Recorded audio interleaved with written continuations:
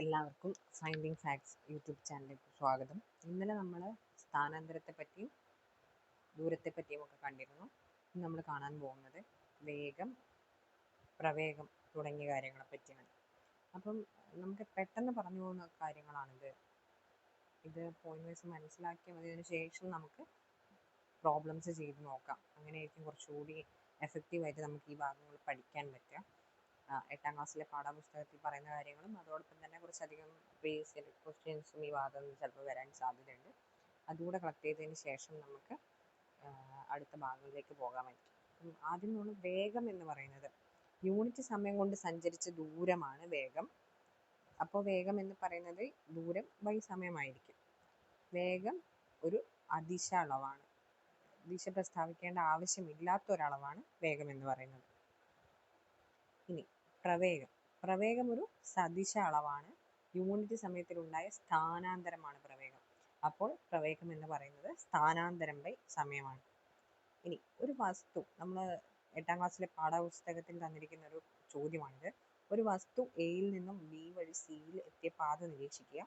ഇവിടെ പ്രവേഗം എന്താണ്, വസ്തുവിന്റെ വേഗം എന്താണ് എന്ന് ചോദിച്ചിട്ടുണ്ട്. അപ്പോൾ നമ്മൾ നേരത്തെ കണ്ടു, വേഗം എന്ന്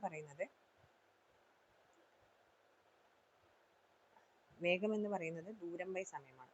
അപ്പോൾ ദൂരം ബൈ സമയം എന്ന് പറയുന്നത് ഇവിടെ ആകെ സഞ്ചരിച്ച ദൂരം 60 + 40 ആണ്. ബി വഴി സിയിൽ എത്തുമ്പോൾ ആകെ ദൂരം എന്ന് പറയുന്നത് 60 + 40 ആണ്. 100 മീറ്റർ ആണ്. സമയം എന്ന് പറയുന്നത് 6 + 4 10 സെക്കൻഡ് ആണ്. അപ്പോൾ 100/10 എന്ന് പറയുമ്പോൾ 10 മീറ്റർ പെർ സെക്കൻഡ് ആണ് ഇവിടെ ഉണ്ടായ വേഗം എന്ന് പറയുന്നത്. ഇനി ഇവിടെ ഉണ്ടായ പ്രവേഗം എന്ന് പറയുന്നത് സ്ഥാനാന്തരം ബൈ സമയമാണ്.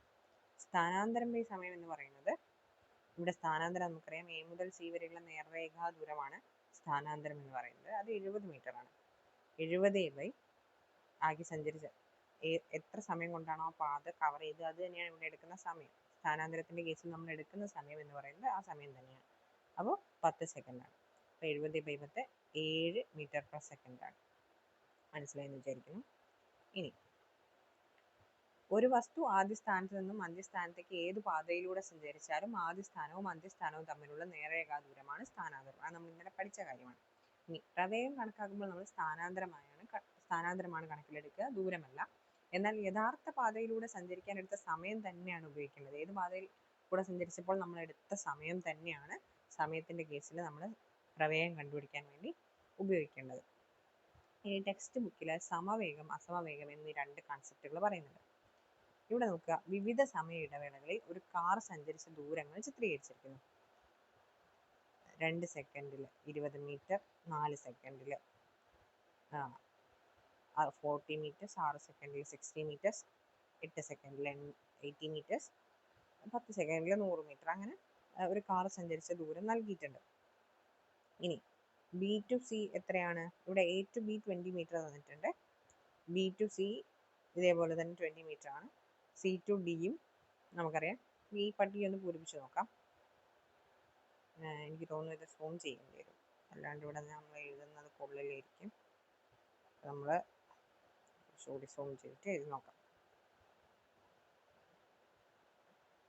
ഓക്കെ, സൂം ചെയ്തുകൊണ്ട് എഴുതാൻ പറ്റില്ല, നമുക്ക് ഒന്നുകൂടെ ശ്രമിക്കാം. ഇവിടെ 20 ഞാൻ എഴുതുന്ന കാണുന്നുള്ളൂ. എല്ലായിടത്തും 20 തന്നെയാണ് വരിക, അവിടെ ക്ലിയർ ആവില്ലായിരിക്കും. ഓക്കെ, അപ്പം ഇവിടെ C to D 20 metre, D to E 20 metre, E to F എല്ലായിടത്തും 20 മീറ്റർ. ഞാൻ പുറത്ത് എഴുതുന്നുണ്ട് കേട്ടോ. 20 മീറ്റർ, ഇവിടെ 20 metre, E to F 20 metre. അങ്ങനെ 5 തവണ 20 മീറ്റർ തന്നെയാണ് വരുന്നത്. സമയം എന്ന് പറയുന്നത് 2 സെക്കൻഡ് തന്നെയാണ്. എല്ലാ ഇടവേളകളിലും 2 സെക്കൻഡാണ് വരിക. എല്ലാ ഇടവേളകളിലും 2 സെക്കൻഡാണ് വരിക. അപ്പോൾ വേഗം എന്ന് പറയുന്നത് അവിടെ ദൂരം ബൈ സമയമാണല്ലോ. അപ്പോൾ 20/2 10 മീറ്റർ പെർ സെക്കൻഡ് തന്നെയാണ് വരിക. അപ്പോൾ തുല്യ സമയ ഇടവേളകളിൽ കാർ സഞ്ചരിച്ച ദൂരം എന്താണ്? തുല്യമാണ്. അപ്പോൾ കാറിന്റെ ചലനം എന്ന് പറയുന്നത് സമചലനമാണെന്ന് നമുക്ക് പറയാം. ഇത്തരം സന്ദർഭങ്ങളിൽ കാർ സമവേഗത്തിലാണെന്ന് നമുക്ക് പറയാം. തുല്യ ദൂരം തുല്യ സമയത്തിൽ സഞ്ചരിക്കുകയാണെങ്കിൽ നമുക്ക് കാർ സഞ്ചരിച്ചത് സമവേഗത്തിലാണെന്ന് പറയാം. ഇനി ചിത്രം 9.8 നിരീക്ഷിച്ചാൽ ഒരു കാർ സഞ്ചരിച്ച ദൂരവും അതിൻ്റെ സമയം രേഖപ്പെടുത്തിയിട്ടുണ്ട്. ഇവിടെ നോക്കൂ, ഇവിടെ വിവിധ സമയങ്ങളിൽ വിവിധ ദൂരമാണ് സഞ്ചരിക്കുന്നത്. അപ്പോൾ ഇവിടെ കാർ തുല്യ ഇടവേളയിൽ സഞ്ചരിച്ച ദൂരങ്ങൾ വ്യത്യസ്തമാണ്. അങ്ങനെയാണെങ്കിൽ ഈ കാറിന്റെ ചലനം സമചലനമാണോ? അല്ല. കാരണം എ ടു ബി ഇത് സഞ്ചരിക്കുന്നത് 5 മീറ്റർ ആണ്, ബി ടു സി ഇത് സഞ്ചരിക്കുന്നത് 15 മീറ്റർ ആണ്.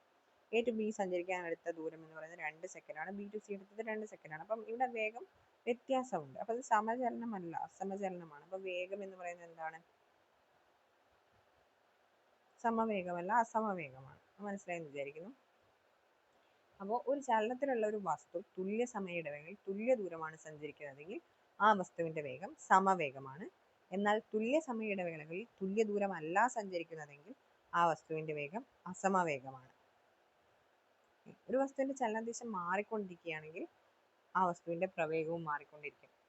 ചലനദിശ മാറും, കാരണം പ്രവേഗം എന്ന് പറയുന്ന ഒരു സദിശ അളവാണല്ലോ. അപ്പൊ ദിശ മാറുന്നതിനനുസരിച്ച് അതിന്റെ പ്രവേഗം മാറിക്കൊണ്ടിരിക്കും. ഒരു വസ്തുവിന്റെ സ്ഥാനാന്തരത്തിന്റെ അളവ് തുല്യ സമയ ഇടവേളകളിൽ തുല്യമായിരിക്കുകയും ഒരേ ദിശയിൽ സഞ്ചരിക്കുകയും ചെയ്യുമ്പോൾ ആ വസ്തു സമപ്രവേഗത്തിലാണ്. ഒരു വസ്തുവിൽ സ്ഥാനാന്തരത്തിന്റെ അളവ് തുല്യ സമയ ഇടവേളകളിൽ തുല്യമായിരിക്കുകയും ഒരേ ദിശയിൽ സഞ്ചരിക്കുകയും ചെയ്യുമ്പോൾ ആ വസ്തു സമപ്രവേഗത്തിലാണെന്ന് പറയും. അതായത് നമ്മൾ സമവേഗത്തിന്റെ കാര്യം പറഞ്ഞതുപോലെ തന്നെ സ്ഥാനാന്തരം എന്ന് പറയുന്നത് തുല്യ സമയത്ത് തുല്യ സ്ഥാനാന്തരമാണ് സംഭവിക്കുന്നത്. അതോടൊപ്പം തന്നെ ഒരേ ദിശയിൽ സഞ്ചരിക്കുകയും വേണം. അങ്ങനെയാണെങ്കിൽ മാത്രമേ നമ്മൾ സമപ്രവേഗം എന്ന് പറയാൻ പറ്റൂ. ഇപ്പോൾ നേരെ പോകുന്ന ഒരു വസ്തു ഒരു സ്ഥാനാന്തരം ഉണ്ടായത് 2 മീറ്റർ ആണ് 2 സെക്കൻഡിലെങ്കിൽ അടുത്ത 2 മീറ്റർ ആണ് അടുത്ത സെക്കൻഡിലെങ്കിൽ അത് ഒരേ ദിശയിൽ പോയെങ്കിൽ മാത്രമേ നമുക്ക് അങ്ങനെ പറയാൻ സാധിക്കൂ.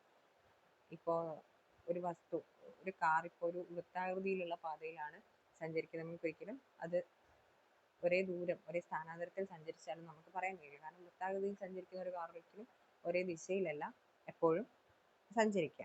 അപ്പോൾ അതിൽ വ്യത്യാസമുണ്ടാവും. അപ്പം അത് സമപ്രവേഗത്തിലായിരിക്കില്ല സഞ്ചരിക്കുക.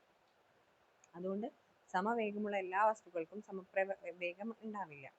അങ്ങനെ നമുക്ക് വൃത്താകൃതിയുടെ പാതയിൽ കൂടെ സഞ്ചരിക്കുന്ന ഒരു വസ്തുവിനെ നമുക്ക് ഉദാഹരണമായിട്ട് എടുക്കാം. അപ്പോൾ ഇത്രയും കാര്യങ്ങളാണ് നമ്മൾ ഇന്ന് പഠിച്ചത്. മറ്റുള്ള കാര്യങ്ങൾ നമ്മൾ അടുത്ത ക്ലാസ്സിൽ പഠിക്കും. അപ്പോൾ ഈ ക്ലാസ് ഇഷ്ടമായെങ്കിൽ എല്ലാവരും ലൈക്ക് ചെയ്യുക, ഷെയർ ചെയ്യുക, സബ്സ്ക്രൈബ് ചെയ്യുക. ഓക്കെ.